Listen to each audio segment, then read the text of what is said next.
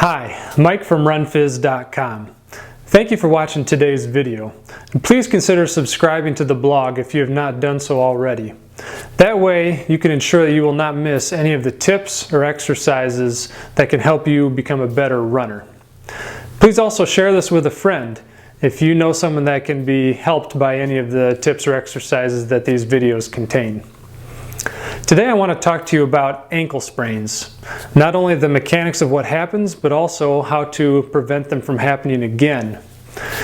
So what happens when you sprain your ankle, or you roll your ankle even if it's not a full-out sprain, is quite often the joints get out of alignment, and that causes injury to the ligaments and the tendons, which will then decrease your proprioception of that foot.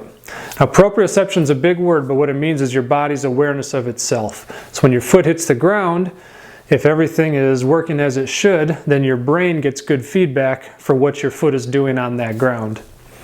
Now, after an ankle sprain, it's very common for the proprioception to be compromised, which means that when your foot hits the ground, the proper signals aren't getting through to your brain, which means your muscles don't fire as they should.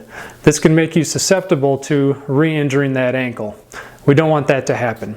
So what I want to show you are ways that you can not only improve the joint mobility after you've injured your ankle, but also strengthening exercises to help dial the muscles back in, so that way you can not only recover if you have sprained your ankle, but also make you a lot less likely to sprain it in the future. So the first exercise you're going to do is you're going to get against a wall in a calf stretch position, except for we're going to be focusing on the front leg. So you want to bend your knee, and you're going to gently drive that knee towards the wall, keeping your heel on the ground.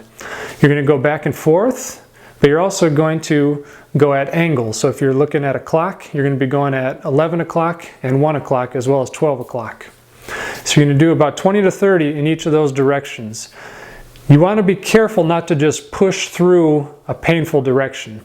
If you notice that one of those directions is painful, especially if you're going off at an angle, then you want to, again, if this is where it's painful, you don't want to just go barreling through that pain, but you do want to gently try to nudge that pain barrier further and further. So what that does is that helps to make sure that the bones are, instead of being stuck in that direction, can move happily in that direction. The next exercise you're going to do is a simple heel walking exercise, except for we're going to make it a little more tricky. So what you're going to do is you're going to bend your knees slightly, and then you're going to raise up onto your heels, raising your toes up in the air. And you're going to walk around the room or outside, wherever you happen to be. And you're going to walk around for 30 seconds with your feet pointed straight. You're also going to do 30 seconds with your feet out and 30 seconds with your feet in.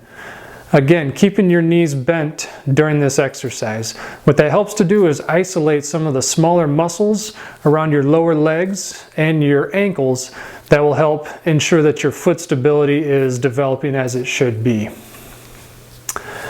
The last exercise you're going to do, you're going to balance on one leg, and it's best to do this exercise with a little bit of stretchy band wrapped around your ankle and tied off to something off to the side as shown.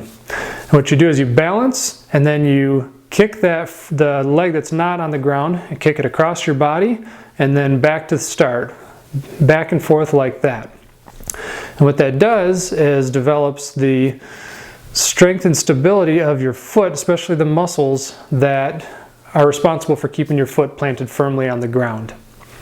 So what often happens is when our foot hits the ground, if we're looking at my left foot, what we don't want to happen is for it to fully roll out.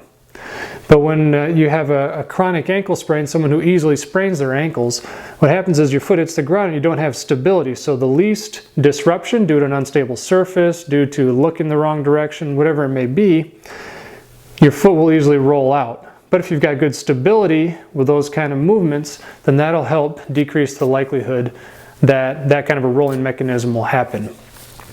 So it's important to develop the strength when your foot is on the ground.